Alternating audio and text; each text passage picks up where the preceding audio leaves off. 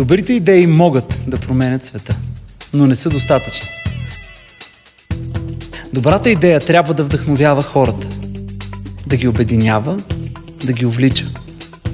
Умението да се свързваш с другите, да общуваш с тях и да предаваш идеите си по завладяващ начин е едно от най-важните умения в днешния свят. В училище младите хора учат как да станат лекари, журналисти, програмисти, а припадат от притеснение, ако им се наложи да се представят пред непозната група хора. Как такъв човек би могъл да те убеди дори в най-гениалната идея на света? Аз мечтая за програма по презентационни и комуникационни умения във всяко училище.